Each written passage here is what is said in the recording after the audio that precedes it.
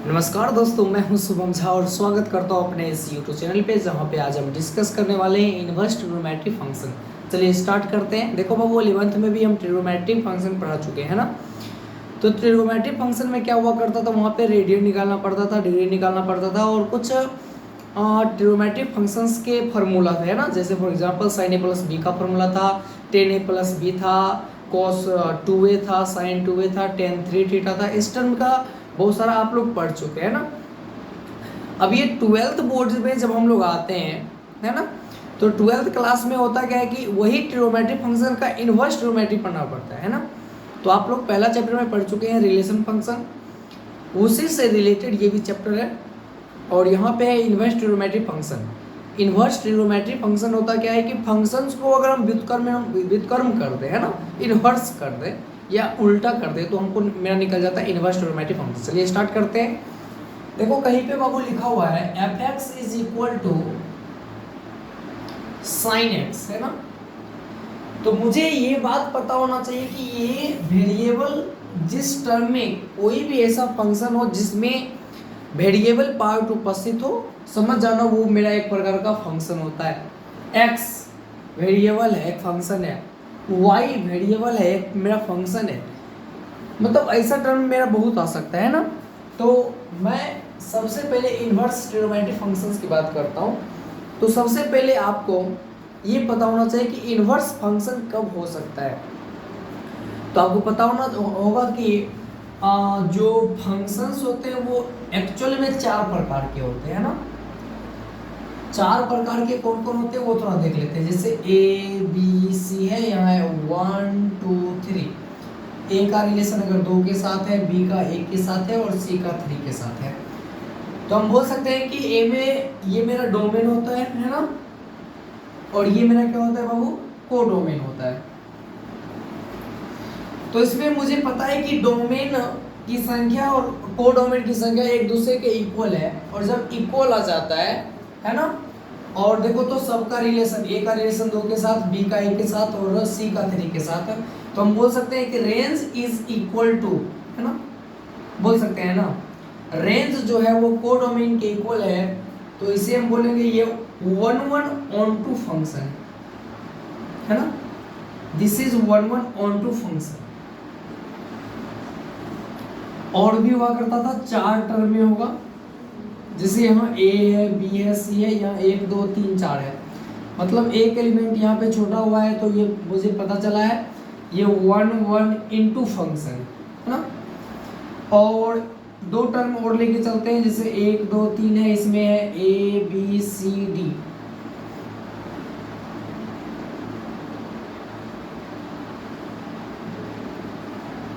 अभी इतना ही लेके चलते हैं। तो ये जो मेरा फंक्शन है ये मेनी वन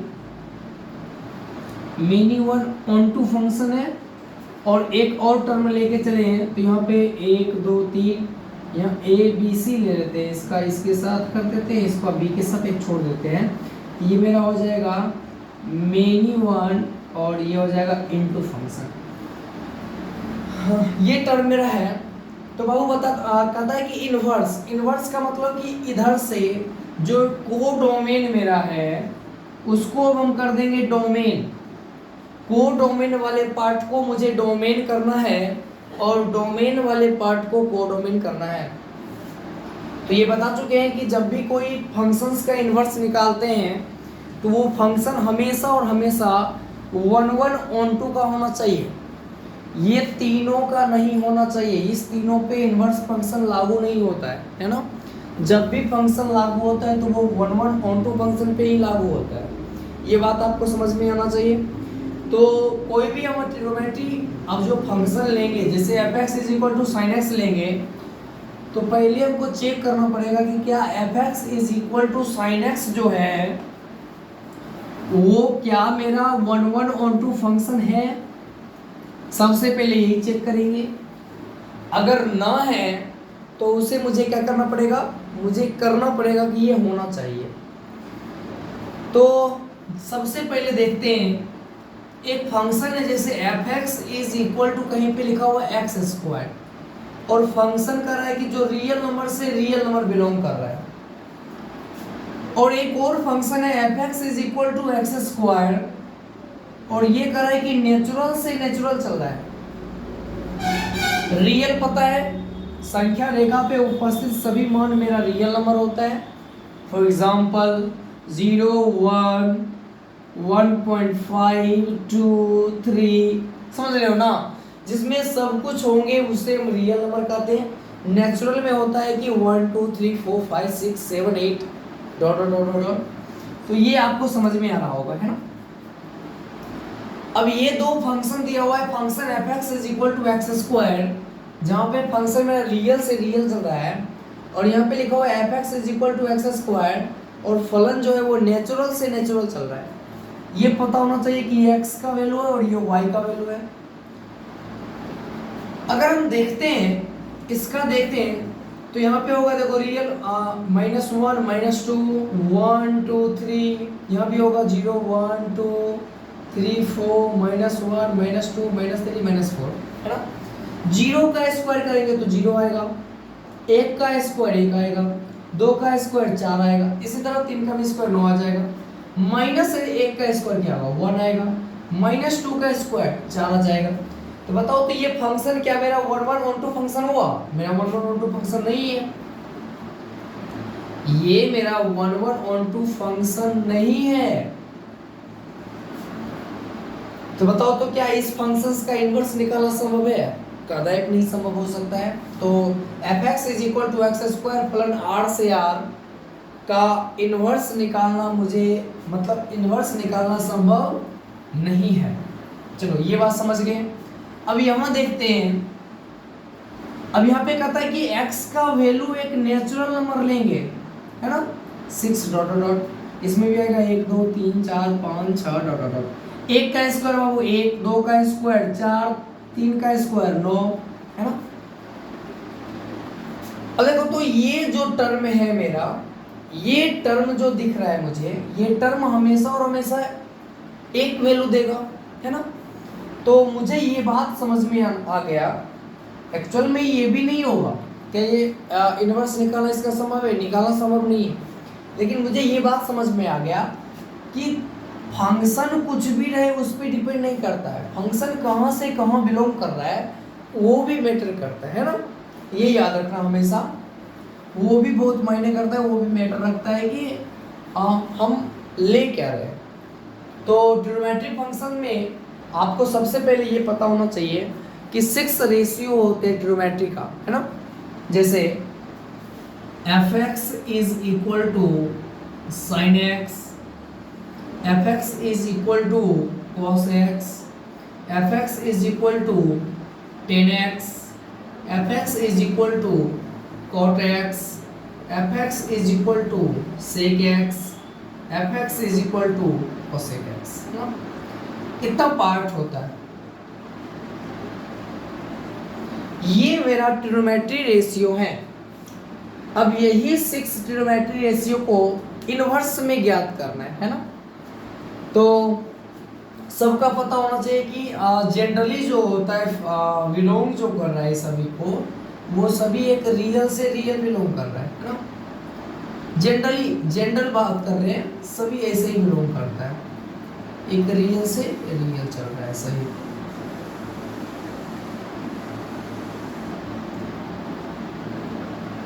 अब ना हम सबसे पहले चेक करेंगे कि function f(x) is equal to sin x और फलन जो रियल से रियल चल रहा है इसकी बात कर रहे हैं, क्या ये 1, 1, 1, 2 फंक्शन है कि नहीं है। तो चेक कैसे करेंगे? तो सबसे पहले लिखेंगे f(x) is equal to sin x और फलन रियल से रियल लिख देंगे, है ना। इसका ना ग्राफ बनाएंगे और ग्राफ से पता चल जाएगा कि ये फंक्शन मेरा 1, 1 फंक्शन है या नहीं है। देखो, तो फंक्शन कहता है रियल से रियल चल रहा है, मतलब 100% जो एंगल को इसी पे रखेंगे। एंगल को कहाँ पे रखेंगे बाबू? इस पे रखेंगे। तो यहाँ पे जैसे π/2 ले लें, यहाँ पे पाई ले लेते हैं, यहाँ पे 3π/2 लेते हैं, यहाँ पे 2π लेते हैं, और आगे और भी चलता रहेगा। -π/2 ले, -π ले, -3π/2 ले, -2π ले और आगे इसी तरह से चलते रहेगा। और ये मेरा आउटपुट है जो आंसर देगा, जैसे 1 है, 2, 3, 4 आगे और भी आ सकता है, -1, -2, -3, -4 सॉल्व और भी आ सकते हैं। जो इस फंक्शंस का ग्राफ होता है, जैसे f(x = 0) देते हैं तो sin 0 का वैल्यू क्या होता है 0, मतलब ग्राफ जो है वो मेरा मूल बिंदु को टच करेगा।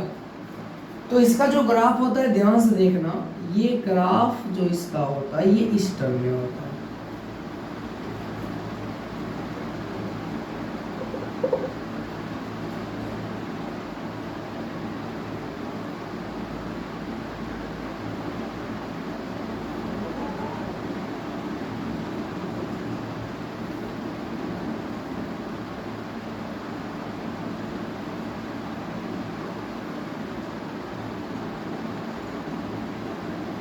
समझ रहे हो बाबू? देखिए इसका ग्राफ थोड़ा देखिए, फील कीजिए, मैं समझा देता हूं आपको फिर से। हाँ, ये इसका sin x का ग्राफ है। देखो π/2 पे पता है मुझे sin 90 का वैल्यू कितना होता है 1 होता है ना। sin 0 का वैल्यू 0 होता है, sin -90 का वैल्यू -1 होता है, sin 180 का वैल्यू 0 होता है, ये पता होना चाहिए। sin 180 का वैल्यू 0 होता है, sin 2π का वैल्यू 0 होता है, sin 3π/2 का वैल्यू -1 होता है, sin होता है ना, समझ रहे हो ना। अब ना हम थोड़ा देखेंगे कि क्या ये फंक्शंस जो हम निकाले, ये जो पार्ट निकाले हैं, क्या ये जो हम निकाल चुके हैं ये मेरा 1/1 फंक्शन है या नहीं है, वो थोड़ा चेक करेंगे। देखो तो हम बताए थे कि जब भी कोई ग्राफ को हॉरिजॉन्टल लाइन एक से अधिक बार कट करता हो, जब किसी ग्राफ को हॉरिजॉन्टल लाइन एक से अधिक बार कट करता हो तो वो फंक्शन मेरा कभी भी 1/1 नहीं हो सकता है ना। एक से अधिक बार कट करने का मतलब है कि x के एक से अधिक मान के लिए y का एक ही मान है। जैसे ये सभी का मान, जितने भी उठे हुए पार्ट दिख रहे हैं सभी का वैल्यू 1, कितना है बाबू 1 है। तो बताओ तो x का मान हर जगह तो अलग अलग होगा ना, x के मान अलग अलग होने के कारण y का मान में कोई परिवर्तन नहीं आ रहा है। यानी इधर का ये वाला जो पार्ट है, ध्यान से देखना, अगर ये x होता है इधर y होता है, इधर 3-4 वाले पार्ट का आंसर 1 के साथ है। तो बताओ तो एक पिता के 3-4 पुत्र होते हैं, वो मेरा कभी 1/1 फंक्शन नहीं हो सकता है। समझ रहे हैं ना। तो आगे जो बात करेंगे, ये फंक्शन मेरा एक्चुअल में 1/1 फंक्शन नहीं हुआ, तो लिख देंगे this function is not 1/1 onto। ये जो फंक्शन है मेरा ना 1/1 है और ना ही 1/2 फंक्शन है। अब हम इस फंक्शंस को, ये जो f(x = sin x) लिखा हुआ है, इस फंक्शंस को हमें क्या करना है 1/1 और onto करना है ना। देखो तो बाबू इस ग्राफ से मुझे ये चीज समझ में आता है कि अगर हम ये वाला पार्ट और इस वाले पार्ट पे अगर हम जोड़ दें, ध्यान से देखें, ये सभी पार्ट को अगर हम मिटा दें, मैं थोड़ा यहाँ हल्का मिटा देता हूँ। देखो तो ये भूल जाओ, ये वाले पार्ट को देखते हैं तो एंगल -π/2 से π/2 तक चल रहा है ना। sin -π/2 का भी वैल्यू पता है मुझे और sin π/2 का भी वैल्यू पता है। और वैल्यू आ कितना रहा है ये देख लेते हैं, ये 1 आ रहा है और नीचे -1 आ रहा है ना। अगर हम ये ले फंक्शन, तो इसका हॉरिजॉन्टल लाइन सिर्फ और सिर्फ इसको 1 टाइम्स कट कर रहा है, और जब उससे वो हॉरिजॉन्टल लाइन सिर्फ और सिर्फ उसे एक बार कट कर रहा है, करता हो तो वो हमारा फंक्शन हमेशा और हमेशा 1/1 होता है ना। तो मुझे चेंज कहाँ करना पड़ेगा, यहाँ पे चेंज करना पड़ेगा, है ना। तो शायद आप लिख लिए होंगे, मैं इधर बिठा देता हूँ, अगर नहीं लिखे हैं तो वीडियो को पॉज करके अपना लिख लीजिएगा। देखो तो मैं अब इस फंक्शन को fx is equal to sine x लिखता हूं और फलन जो है उसको बिलोंग करा रहे हैं, ध्यान से देखिएगा, -π/2 से π/2 कर रहे हैं और इसका जो आउटपुट आ रहा है ये मेरा 1 से -1 आ रहा है ना, ये मेरा 1 से -1 आ रहा है। हमेशा याद रखना कि स्टार्टिंग वाले पार्ट को छोटा और लास्ट वाले पार्ट को बड़ा रखते हैं। अगर ये फंक्शन हम fx का डाल दें तब ये मेरा इनवर्स फंक्शन हो सकता है। क्यों होगा कि अब ये sin x का जो ये ग्राफ है वो तो समझ रहे हो, ये वाला ग्राफ तो sin x का था जब फलन r से r चल रहा है, लेकिन जब इसकी ग्राफ की अगर हम बात करें तो ये ग्राफ जो है वो आपका इस प्रकार से होगा। यहाँ पे π/2 होगा, ये पाई होगा, -π/2 होगा और ये -π होगा, 1 होगा और नीचे -1 हो जाएगा, है ना। इसका ग्राफ देखिए, अगर हम कट करें तो इसका ग्राफ इस टर्म से हल्का दिख रहा है, थोड़ा फील कीजिएगा। इस sin x का ग्राफ जब -π/2 से π/2 था और इसका जो रेंज आया है ये क्या है बाबू, डोमेन, sin x का डोमेन, और इसका ये क्या है बाबू, रेंज है। रेंज जो -1 और 1 आया है ये फंक्शन मेरा 1/1 फंक्शन हो जाएगा। ये फंक्शन मेरा 1/1 फंक्शन हो जाएगा, है ना। अब मुझे समझ में आएगा कि इस फंक्शंस का हम इनवर्स निकाल सकते हैं। अब इस फंक्शंस का इनवर्स कैसे निकालेंगे वो थोड़ा देख लेते हैं। बहुत ही बेहतरीन है बाबू, मजा आ जाएगा, एक बार समझ जाइएगा, मजा हो जाएगा, दिल गार्डन गार्डन हो जाएगा। देखिए अब हम इनवर्स कर रहे हैं तो हमेशा याद रखना कि इनवर्स जो किए हैं, जैसे साइन इनवर्स x कर दिए हैं, तो बताओ तो ये भी तो एक वेरिएबल पार्ट है ना। सिर्फ हम साइन को इनवर्स किए हैं, वेरिएबल पार्ट है, और कोई भी वेरिएबल पार्ट जो होते हैं वो मेरा एक प्रकार का फंक्शन होता है। अब देखना थोड़ा कि एक एग्जांपल देते हैं, sin π/2 और sin π/2 का वैल्यू 1 होता है, समझ रहे हैं। अब ना इनवर्स की बात कर रहे हैं तो इनवर्स का मतलब होता है कि साइन कितना का वैल्यू, ध्यान देखना, साइन इनवर्स 1 इस sin π/2 इज इक्वल टू 1। इसी को इनवर्स में लिखना चाहें तो इसको लिखेंगे साइन इनवर्स और 1 इज इक्वल टू π/2। इसका सेंस समझना बाबू कि साइन इनवर्स यानी साइन कितना का मान 1 होता है वही उतना लिखना है यहाँ पे। तो साइन 90 का वैल्यू 1 होता है।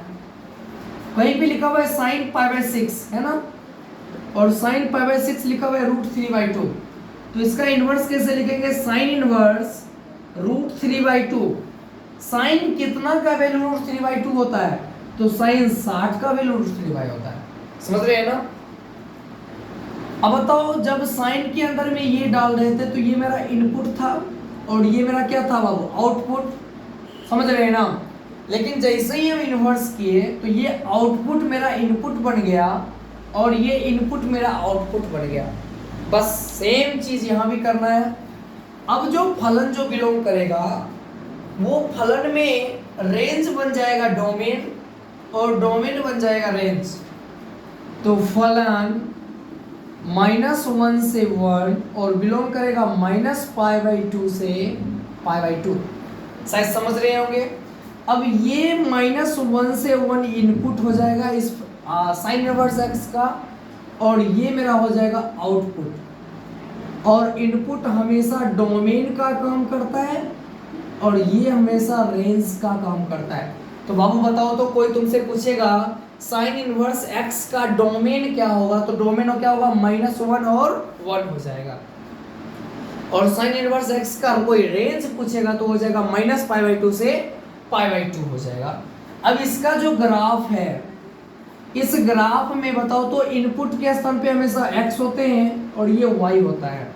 ये 0 हो जाएगा, ये x एक्सिस है और ये y एक्सिस है।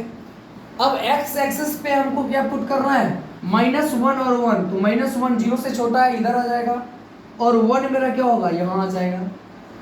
और आउटपुट में y कर रहा है जो -π/2 से π/2 चलना है, तो -π/2 हमेशा यहाँ आएगा, और π/2 क्या आएगा, यहाँ आएगा।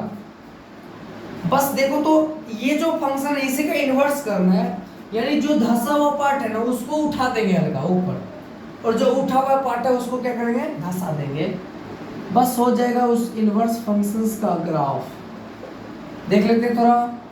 देखो यहाँ पे धंसा हुआ है, इसको हल्का उठाओ, उठ गया, और यहाँ पे उठा हुआ है, इसको धंसा दो, और यही जो ग्राफ है ये ग्राफ आपका इन्वर्स फंक्शंस का ग्राफ हो गया। समझ रहे हैं? देखो तो हॉरिजॉन्टल लाइन इसको कितना बार कट दे रहा है, ओनली फॉर 1 टाइम्स। समझ रहे हैं ना, सिर्फ और सिर्फ इसको एक बार कट कर रहा है।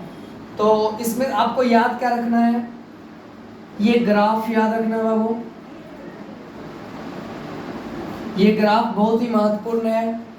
इसका डोमेन याद रखना, रेंज याद रखना, है ना। तो इसके अनुसार अगर हम देखें तो इसका जो ये पार्ट है -π/2 से π/2, ये -π/2 और π/2 के बीच में इसका मुख्य मान होगा हमेशा और हमेशा, ये याद रखना हमेशा। तो एक दो क्वेश्चन थोड़ा देख लेते हैं। जैसे कहीं पे लिखा हुआ है साइन इनवर्स 1/2, तो बताओ तो साइन कितना का वैल्यू 1/2 होता है। मुझे पता है कि साइन 30 का वैल्यू 1/2 हो जाता है, वही उसका आंसर हो गया, है ना। अब हम क्या करते हैं, थोड़ा देखने की कोशिश करते हैं। देखो ये पार्ट तुम्हारा आ गया, एक यहाँ आया और एक पार्ट यहाँ आ गया। तो बताओ तो ये मेरा फर्स्ट क्वाड्रेंट को टच किया और ये मेरा सेकेंड क्वाड्रेंट को टच किया। फर्स्ट क्वाड्रेंट में साइन पॉजिटिव होता है और सेकेंड पार्ट में साइन निगेटिव होता है। अब एंगल अगर हम पॉजिटिव लेते हैं, जैसे साइन इनवर्स 1/2, तो इसके इनपुट में 1/2 इज अ पॉजिटिव पार्ट। जब पॉजिटिव पार्ट लेते हैं तो आंसर भी हमेशा पॉजिटिव आता है। इसका वैल्यू हो जाएगा π/6, यानी 30 का वैल्यू 1/2 हो गया। बट अगर हम साइन इनवर्स -1/2 की बात करें, अब ये साइन इनवर्स -1/2 यहाँ का पार्ट हो जाएगा, समझ रहे हैं ना। अब ये -1/2 जो है उसका जो वैल्यू है वो हमेशा ऋणात्मक होगा साइन के टर्म में, क्योंकि साइन थर्ड क्वाड्रेंट, ये थर्ड क्वाड्रेंट है। साइन थर्ड क्वाड्रेंट में हमेशा निगेटिव होता है, तो निगेटिव आ जाएगा। और साइन कितना का वैल्यू होता है, π/6 का होता है। तो साइन इनवर्स -1/2 का वैल्यू हो जाएगा -π/6। आई होप आप साइन इनवर्स का फंडा आप समझ गए होंगे। बहुत ही क्लियर से आपको समझाए हैं। ग्राफ याद रखिएगा, साइन इनवर्स का डोमेन याद रखिएगा, कोडोमेन याद रखिएगा, कब साइन एक्स का कौन सा ग्राफ इनवर्स के लिए वैलिड है वो याद रखिएगा, और कुछ वैल्यू है वो उसको याद रखिएगा। आप चैप्टर 1 का जितना भी साइन का पार्ट है वो आप बनाइएगा, आपसे बन जाएगा। इस वीडियो को यहीं पर रहने देते हैं। अगला जो सीरीज़ है आपका कॉस इनवर्स का, वो आपको अगले में देखने को मिलेगा। तब तक के लिए मैं शुभम झा, जय हिंद।